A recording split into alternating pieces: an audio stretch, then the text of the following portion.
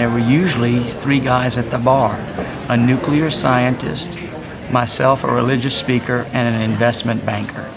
And there's not a lot to talk about except we love Notre Dame. And then there was a guy behind the bar who could tell stories like nobody's business and was just a great guy. His name was Murph.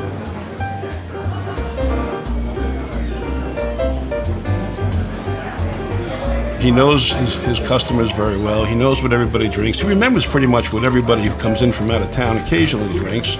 He's not asking them. He's just serving it. And he gets along with everybody. You'd be shocked to see on a football weekend the number of people who actually come in here. They may not even have a drink, but they come in to say hello to Murph, because they haven't seen him in a while. He's kind and sweet, and he'll do anything for you, and he'll definitely correct you when you're wrong. So he's more like a second father. When I tell my friends, you got to meet this guy, and without trying, he lives up to the billing. We'd ask Murph questions like, does Father Hesburgh come in? Has Joe Montana ever dropped by? What's he like? And all you got to do is say a name. And that's 10 minutes of gold. Because he's got stories of them all, and when so-and-so got in trouble, or when Reagan had to be walked back to his room, or he could just go on and on. And so we're just sitting there enjoying ourselves, and you got a beer and a show. On a regular basis, Joe Montana, I played softball against Joe Montana. So Joe used to come in the bar and talk cholesterol, potato chips, and about his children. And the thing was, you never talked football. The minute you talked football, Joe was done. There's Dick Vitale, Regis Philbin, there's Joe Theis, Mary Hart from Entertainment Tonight, Steve Martin Short. They were in it's probably been about 2 months ago. Martin Short calls me over and said, I need taters. And I said, taters? What are taters? And he said, taters. So Steve Martin said, French fries. I walked back there and I said to the cooks, did you ever see the Three Amigos? And they said, yeah. And I said, well, two of them want taters. A woman, probably about 7 or 8 years ago, wanted I think it was a frozen daiquiri. And that's the first drink they order. And I always go, you just got off a cruise, didn't you? And it was a football weekend. The old bar was very small, very, very cramped, and usually too many people in there. You were lucky enough to get a beer. And she kept asking him for a frozen daiquiri. Well, she came back after about 20 minutes, and she said, excuse me, is my frozen daiquiri ready yet? And finally he looked at me and said, that ship has sailed. I mean, he's the keeper of an oral tradition that you're not going to find anywhere else. That's a fabric, and it's golden. You'll hear the saying around this place that somebody bleeds gold and blue. Murph does bleed gold and blue. I mean, this has been his life's work. The last game I officially went to before I worked was the Missouri game in 1977. So this game coming up, Temple, will be my 225th game in a row that I've worked.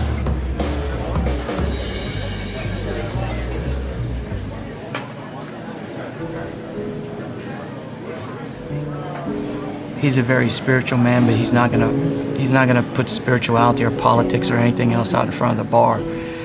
But when I come on Sunday nights, he'll text me. He goes, "Hey, meet me at 8:40 on the side door. We'll go to mass." I'm like, "All right, Murph, I'm there, dude."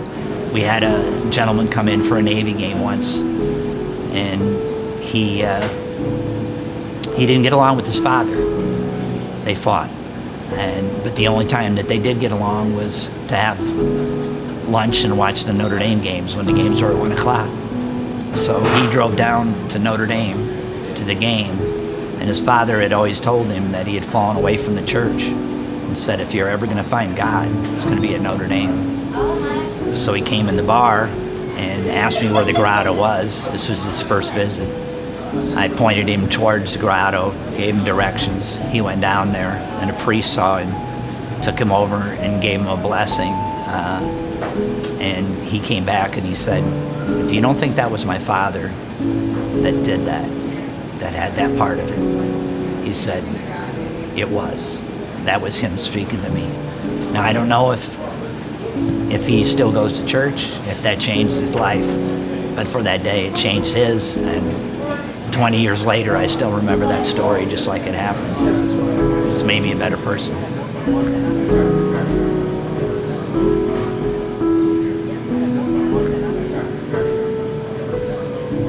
grotto is when a lot of prayers are answered there. I've gone down there on many tough days. I can remember one tough day I went down there and it was 2 o'clock in the morning. It was cold, it was snowing. I had a rough night. It was loud in the bar the whole night, and I was just looking for some quiet. So I walked down to the grotto and came around the corner and I said, thank God, at least it's going to be quiet and I won't be around people. Well, little did I know that it was midterm. So every kneeler was filled all the way across there. And I knelt down, and Father Hesburgh at the time was the president. And he knew too that the students were going to be down there praying. And he went to each person and put his hand on their shoulder and said a prayer and then walked up the steps. And things like that make it so special. I think everybody that comes to a football game and doesn't spend time at the grotto, they're missing out. I can remember one time a girl was smiling at me, and her grandfather had been coming here for like 20 years. Always walked up to the bar, never said a word, just I knew he wanted a Bombay martini, and he would sit and listen to what everybody said about the game and left. But she had wanted me to know that he was gone, and that, you know, we were good friends, even though we really didn't say probably 100 words in 20 years. All things have their season. I just feel really blessed that I got to be here in a season where he was there, because there are going to be stories about him for years. The stories that he's told, now we get to tell the stories about him. And they're going to remember him because there's only one like him. You don't see that in this day and age anymore. I'm fortunate. I mean, I don't know what I did to live this good life. I mean, not too many things went wrong for me. I mean, everything is just falling in line. And I always say, I said earlier, there's a song by Jay and Americans, Only in America could I go from unloading dishes to what I think is the best job on campus. He always jokes around about it, that he's going to retire, but I don't think so. I don't think so. I think he's here to stay.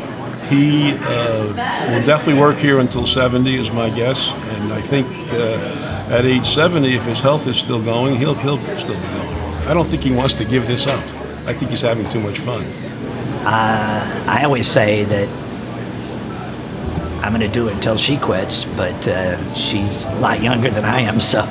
I don't think there's anybody that could replace Murph. Even though everybody claims I'm the next Murph, there's no taking his spot. If I'm back here and I see that I'm not carrying my weight, that's when I'll hang it up. You know, I think they'll carry me for a while. I won't do a Paul Konerko or a final tour and let everybody know that this is my final season. I'll just not come back.